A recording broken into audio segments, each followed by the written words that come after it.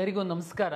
ಎಲ್ಲ ವಿದ್ಯಾರ್ಥಿಗಳು ಹಾಗೂ ಪೋಷಕರಿಗೆ ಮಾಧ್ಯಮಗಳಲ್ಲಿ ತಾವು ನೀಟು ಪರೀಕ್ಷೆ ವಿಳಂಬ ಆಗ್ತಾ ಇರೋದ್ರಿಂದ KCET ರ್ಯಾಂಕ್ ಆಧರಿಸಿ ಯಾವ ವೃತ್ತಿಪರ ಕೋರ್ಸ್ಗಳಿಗೆ ನಾವು ಹಂಚಿಕೆಯನ್ನು ಮಾಡ್ತೀವಿ ಅದನ್ನು ಶುರು ಮಾಡಬೇಕು ಅಂತನ್ನುವಂಥದ್ದು ಒಂದು ಮಾನ್ಯ ಉನ್ನತ ಶಿಕ್ಷಣ ಸಚಿವರು ಹಾಗೂ ಮಾನ್ಯ ವೈದ್ಯಕೀಯ ಶಿಕ್ಷಣ ಸಚಿವರು ಹಾಗೂ ಕರ್ನಾಟಕ ರಾಜ್ಯದಲ್ಲಿರುವಂತಹ ಎಲ್ಲ ವೃತ್ತಿಪರ ಕೋರ್ಸ್ಗಳ ಕಾಲೇಜುಗಳ ಸಂಘದವ್ರ ಜೊತೆ ನಾವು ಒಂದು ಸಭೆಯನ್ನು ಮಾಡಿ ತಾವು ಮಾಧ್ಯಮದಲ್ಲೆಲ್ಲ ನೋಡಿದ್ದೀರಾ.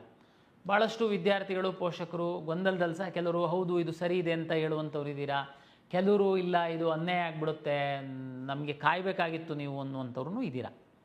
ಇಲ್ಲಿ ಪಾಸಿಟಿವ್ ನೆಗೆಟಿವ್ ಎಲ್ಲದೂ ಇರುತ್ತೆ. ಆದರೆ ಕರ್ನಾಟಕ ಪರೀಕ್ಷಾ ಪ್ರಾಧಿಕಾರ ಮತ್ತು ರಾಜ್ಯ ಸರ್ಕಾರ ಎಲ್ಲ ವಿದ್ಯಾರ್ಥಿಗಳ ಹಿತದೃಷ್ಟಿಯಿಂದ 1-2% ಅವರಿಗೆ ಸ್ವಲ್ಪ ಗೊಂದಲ ಆಗ್ಬೋದು, ಟೆನ್ಷನ್ ಆಗ್ಬೋದು.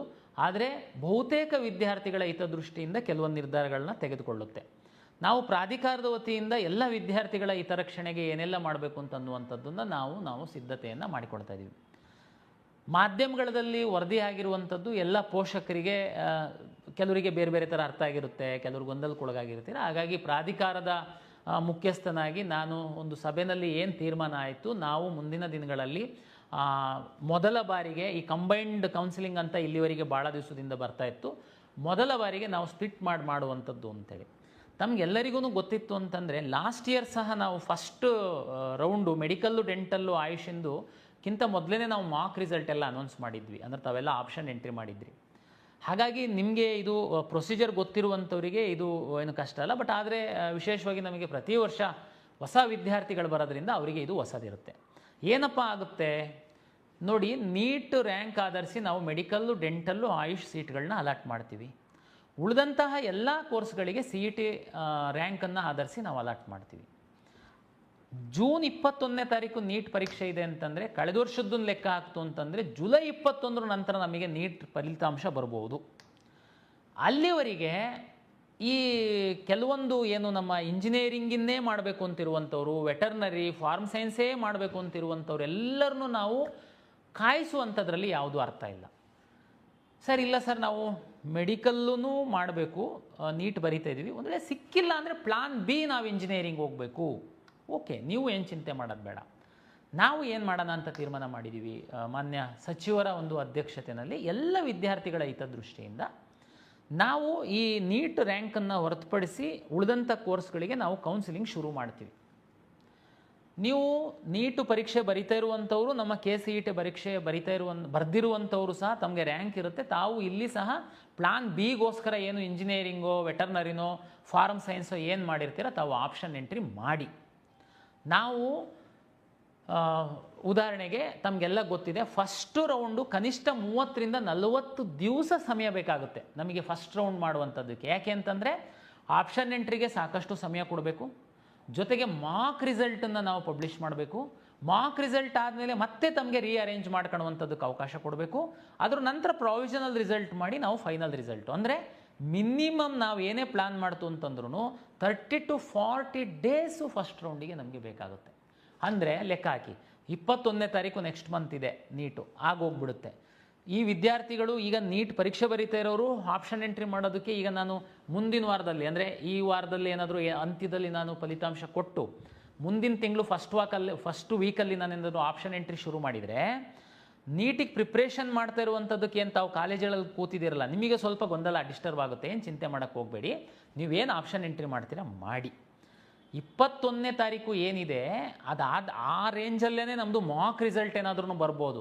ತಮಗೆಲ್ಲ ಗೊತ್ತಿದೆ, ಮಾಕ್ ರಿಸಲ್ಟ್ ಬಂದಾದಮೇಲೆ ಸಹ ನೀವು ಮೇಲೆ ಕೆಳಗೆ ಎಲ್ಲ ಮಾಡ್ಬೋದು, ಹೊರಗಿನ ಆಪ್ಷನ್ ಎಂಟ್ರಿ ಮಾಡ್ಬೋದು, ಎಲ್ಲ ಮಾಡೋದಕ್ಕೆ ಅವಕಾಶ ಇರುತ್ತೆ. ಹಾಗಾಗಿ ನೀಟ್ ಪರೀಕ್ಷೆಗೆ ಬರಿತಾ ಇರುವಂತಹ ವಿದ್ಯಾರ್ಥಿಗಳು ಪೋಷಕರು ನೀವು ತುಂಬ ಇದಕ್ಕೆ ಟೆನ್ಷನ್ ಮಾಡ್ಕೊಳ್ಳೋದಕ್ಕೆ ಹೋಗಬೇಡಿ. ನಿಮಗೆ ಯಾವುದೇ ರೀತಿ ಗೊಂದಲ ಅನ್ಯಾಯ ಆಗದಿಲ್ದಿರೋ ಥರ ನಾವು ಕೌನ್ಸಿಲಿಂಗ್ ಕಂಡಕ್ಟ್ ಮಾಡೋದಕ್ಕೆ ಪ್ಲ್ಯಾನ್ ಮಾಡ್ತೀವಿ. ಓಕೆ ಸರ್, ಹೆಂಗೆ ರಿಸಲ್ಟ್ ಬಂದಿರಲ್ಲ, ಓಕೆ ನೀವು ನಮಗೆ ಎಂಟ್ರಿ ಮಾಡಿಬಿಡ್ತೀರಾ, ರಿಸಲ್ಟ್ ಬಂದಿರಲ್ಲ ನೀಟ್ದು, ನಾವು ಮೆಡಿಕಲ್ ಹೋಗಬೇಕಾಗಿರುತ್ತೆ, ಇಲ್ಲೊಂದು ಸೀಟು ಅಲಾಟ್ ಆಗಿಬಿಟ್ಟಿರುತ್ತೆ, ಏನು ಮಾಡೋದು? ಅಪ್ಗ್ರೇಡೇಷನ್ ಆಪ್ಷನ್ ಕೊಡ್ತೀವಿ, ನೀವು ಚಿಂತೆ ಮಾಡೋಕ್ಕೆ ಹೋಗಬೇಡಿ. ಉದಾಹರಣೆಗೆ ನಾವು ಪ್ರೀ ರೌಂಡ್ ಅಂತ ಒಂದು ಮಾಡಬೇಕು ಅಂತೇಳಿ ನಾವು ಈ ಸರಿ ಪ್ಲ್ಯಾನ್ ಮಾಡ್ತಾಯಿದ್ದೀವಿ. ಪ್ರೀ ರೌಂಡಲ್ಲಿ ಯಾರು ನಾನು ಪಕ್ಕ ಉದಾಹರಣೆಗೆ ಯಾವುದೋ ಒಂದು ಇಂಜಿನಿಯರಿಂಗ್ ಕಾಲೇಜಿಗೆ ಹೋಗಬೇಕು ಅಂತೇಳಿ ಇರುತ್ತೆ, ಅಲ್ಲಿಗೆ ಮಾತ್ರ ಹೋಗೋನು ಹೋಗ್ತಾನೆ. ನಾನು ಇದನ್ನು ನಿಮಗೆ pre round, first round, second round, ಏನು ಆಪ್ಷನ್ಸ್ ಇರುತ್ತೆ, ಏನು ಚಾಯ್ಸಸ್ ಇರುತ್ತೆ ಎಲ್ಲ ನಾನು ಡಿಟೇಲಾಗಿ ನೆಕ್ಸ್ಟ್ ಮುಂದಿನ ಕೌನ್ಸಿಲಿಂಗ್ ಶುರುವಾದಾಗ ಹೇಳ್ತೀನಿ. ಈಗ ನಾನು ಹೇಳುವಂಥದ್ದು ಏನು ಅಂತಂದರೆ, ಕೌನ್ಸಿಲಿಂಗ್ ನೀಟ್ ಫಲಿತಾಂಶ ಬರೋದಕ್ಕಿಂತ ಮೊದಲು, ನೀಟ್ ಪರೀಕ್ಷೆ ಬರೆಯೋದಕ್ಕಿಂತ ಮೊದಲು ನಾವು ನೀಟ್ ಆಧರಿಸಿ ಮಾಡುವಂಥ ಮೆಡಿಕಲ್, ಡೆಂಟಲ್, ಆಯುಷನ್ನು ಹೊರತುಪಡಿಸಿ ನಾವು ಕೌನ್ಸಿಲಿಂಗ್ ಶುರು ಮಾಡೋದಕ್ಕೆ ತೀರ್ಮಾನ ಆಗಿದೆ. ಆದರೆ ನೀಟ್ ಪರೀಕ್ಷೆ ಬರೀತಿರುವಂತಹ ವಿದ್ಯಾರ್ಥಿಗಳು ಸಹ ತಾವು ಯಾವುದೇ ಟೆನ್ಷನ್ ಮಾಡದೆ ಪರೀಕ್ಷೆಗೆ ಸಿದ್ಧತೆ ಮಾಡಿ ನಿಮಗೆ ಏನೆಲ್ಲ ಫೆಸಿಲಿಟೇಟ್ ಮಾಡ್ಬೋದು ನಾವು ಅದನ್ನು ಮಾಡ್ತೀವಿ. ನೀಟ್ ರಿಸಲ್ಟ್ ಬರೋದು ಇನ್ನೂ ಡಿಲೇ ಆಯಿತು, ನೀವೇನು ಚಿಂತೆ ಮಾಡಬೇಡಿ. ತಮಗೆಲ್ಲ ಗೊತ್ತಿದೆ, ನಾವು ಫಸ್ಟ್ ರೌಂಡಲ್ಲಿ ಅಡ್ಮಿಷನ್ ಕಂಪಲ್ಸರಿನೇ ಇಲ್ಲ.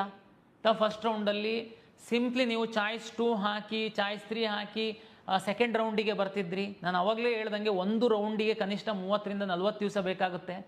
ಸೆಕೆಂಡ್ ರೌಂಡಿಗೆ ಅಪ್ಗ್ರೇಡೇಷನಿಗೆ ಕೊಡ್ತೀವಿ, ನಿಮಗೆ ಸಿಕ್ಕಿರೋ ಸೀಟ್ ಎಲ್ಲೂ ಹೋಗಿರಲ್ಲ.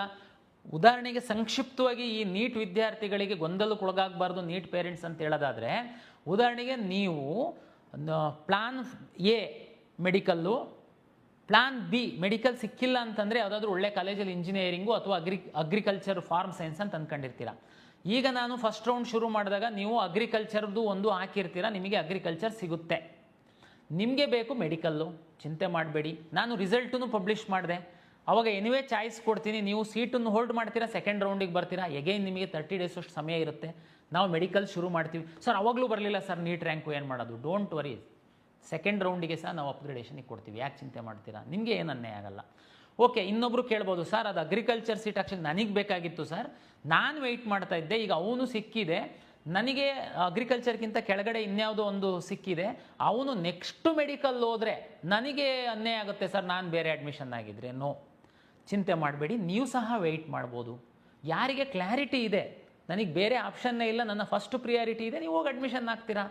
ಯಾರು ಇಲ್ಲ ನಾನು ವೆಯ್ಟ್ ಮಾಡ್ತೀನಿ, ಆ ಮೆಡಿಕಲ್ ಹುಡುಗರು ಏನಾದರೂ ಅಗ್ರಿಕಲ್ಚರ್ ಬಿಟ್ಟು ಮೆಡಿಕಲ್ಲಿಗೆ ಹೋಯ್ತು ಅಂತಂದರೆ ನಾನು ಅದ್ರದ್ದು ಆಸ್ಪರೆಂಟ್ ಇದ್ದೀನಿ, ನಂದು ಜಸ್ಟ್ ಕಡಿಮೆ ರ್ಯಾಂಕ್ ಇದೆ, ನಾನು ಅಗ್ರಿಕಲ್ಚರ್ ಸಿಗ್ತೀನಿ ಅನ್ನುವಂಥದ್ದಿತ್ತು ಅಂತಂದರೆ ನಿಮಗೆ ಸಹ ಅನ್ಯಾಯ ಆಗಲ್ಲ, ಅಪ್ಗ್ರೇಡೇಷನ್ ಆಪ್ಷನ್ ಕೊಡ್ತೀವಿ. ಹಾಗಾಗಿ ಕರ್ನಾಟಕ ರಾಜ್ಯದಲ್ಲಿ ಹಿಂದಿಂದನೂ ಕಂಬೈನ್ಡ್ ಕೌನ್ಸಿಲಿಂಗ್ ಮಾಡ್ಕೊಂಡು ಬಂದಿರುವಂಥದ್ದು. ಆದರೆ ಕಾಲಕ್ಕೆ ತಕ್ಕಂತೆ ಕೆಲವು ಬದಲಾವಣೆಯನ್ನು ಮಾಡಬೇಕಾಗುತ್ತೆ ನಾವು.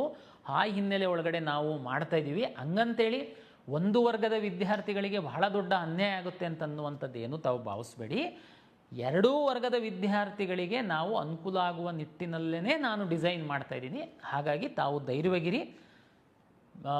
ನೀಟು ಹೊರತುಪಡಿಸಿ ಇಂಜಿನಿಯರಿಂಗ್, ಬೇರೆ ಬೇರೆ ಅಲೈಡ್ ಹೆಲ್ತ್ ಸೈನ್ಸ್, ಅಲೈಡ್ ಕೋರ್ಸಸ್ಸಿಗೆ ಹೋಗುವಂಥವ್ರು ಏನಿದ್ದೀರಾ, ದಯಮಾಡಿ ತಾವು ಕಾಲೇಜ್ಗಳು ಹೇಗಿದೆ, ಲಾಸ್ಟ್ ಇಯರ್ ಕಟ್ ಆಫ್ ಏನಿತ್ತು, ಯಾವ ಕೋರ್ಸಿಗೆ ಉದ್ಯೋಗ ಅವಕಾಶಗಳಿದ್ದಾವೆ, ಇದನ್ನೆಲ್ಲ ಸ್ಟಡಿ ಮಾಡಿ. ನೀಟ್ ವಿದ್ಯಾರ್ಥಿಗಳು ನೀವು ಕೌನ್ಸಿಲಿಂಗ್ ಬಗ್ಗೆ ಏನು ಚಿಂತೆ ಮಾಡಬೇಡಿ, ನಾವಿದ್ದೀವಿ ಅದನ್ನು ನೋಡ್ಕೊಳ್ಳಿಕ್ಕೆ. ತಾವು ನೀಟು ಪರೀಕ್ಷೆಗೆ ಸರಿಯಾಗಿ ಅಧ್ಯಯನ ಮಾಡಿ, ಬೇರೆ ನೀವೇನು ತಲೆಬಿಸಿ ಮಾಡಬೇಡಿ. ನಿಮಗೇನೆಲ್ಲ ಫೆಸಿಲಿಟಿ ಮಾಡಬೇಕು, ಒಳ್ಳೆ ರೀತಿಯಲ್ಲಿ ನಿಮಗೆ ಸಿಗಬೇಕು, ಅದನ್ನು KA ಜವಾಬ್ದಾರಿಯನ್ನು ತಗೊಳುತ್ತೆ, ನಿಮಗೆ ಮಾಡಿಕೊಡುತ್ತೆ. ಎಲ್ಲ ವಿದ್ಯಾರ್ಥಿಗಳಿಗೆ ಮತ್ತೊಮ್ಮೆ ನಮಸ್ಕಾರ.